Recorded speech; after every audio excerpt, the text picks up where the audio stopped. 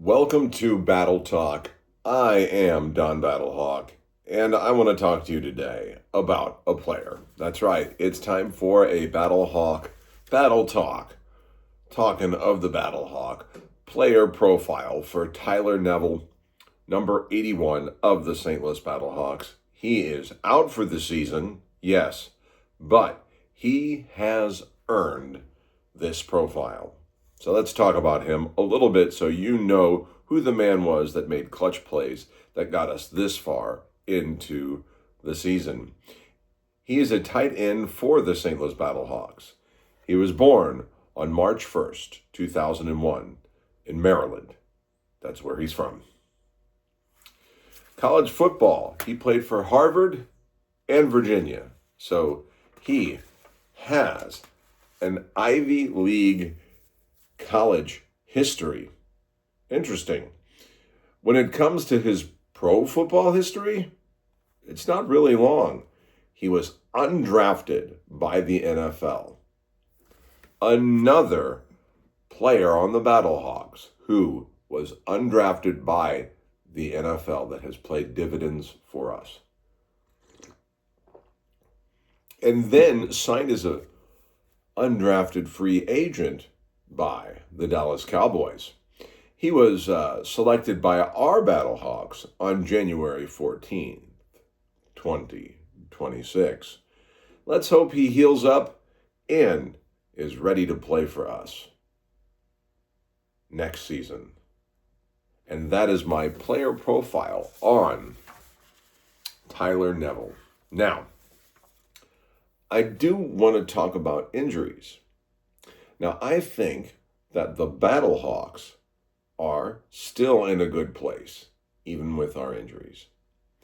And I also think the DC Defenders are down, as you could say, but not out with Jordan Teamu's injury. He has a knee injury, and from what I understand, he will be out for the rest of the season. Now, some people are saying that's it for DC. They may not even make the playoffs. And you know what? Only one team is clinched to this day. So we only know for a fact that Orlando will make the playoffs. It is possible that no other team is guaranteed to make the playoffs because, well, they haven't clinched. But Orlando is not an unstoppable juggernaut. And I think DC and St. Louis both have strong enough teams to overcome their injuries. Does that mean that either of them will? Man, there are no guarantees in life, okay? None whatsoever. As a matter of fact, when I did my power rankings going into week 9 on the show that aired yesterday, I had Storm at number 1, sure, and I had Stallions at number 2, okay, but I also had Battlehawks and Defenders at 3 and 4, knowing where both of their injury stood, as far as anyone knows, until right before the game day. But those were two bigger ones. So I still put them in the top 4 because I still think that they have good competitive teams and their overall powerfulness calls for that. Is it possible that the Aviators would somehow make it into the playoffs and not the Defenders or not the Battlehawks? Statistically speaking, according to a certain set of hypotheticals, absolutely. Is it probable? Probably not. But I think it is both probable and possible that even with injuries,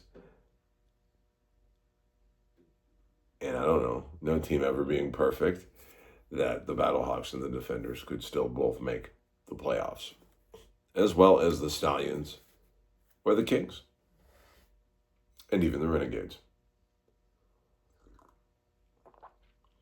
Ladies and gentlemen, this has been Battle Talk. I am Don Battlehawk, and I just want to thank you for watching.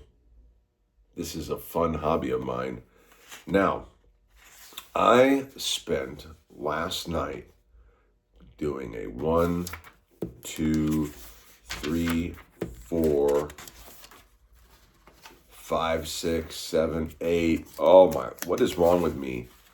9, 10 pages of show prep for another UFL business show. This one, which will be recorded and released tomorrow, is called The Business of the UFL Attendance, Why We Should Stop Caring. And if you like numbers and stuff like that, as well as opinions, educated opinions on stuff, I do encourage you to come back tomorrow to watch that show. Once again, you know who I am, you know the show, and I will see you today on X and here on YouTube as well. And after work today, I'm going to get caught up with my memes, especially the loser meme. I have not gotten to do that, and actually I'm excited to do the template I'm going to use this week, even though I'm not excited about one of the teams that'll be in it. All right. Have a good day.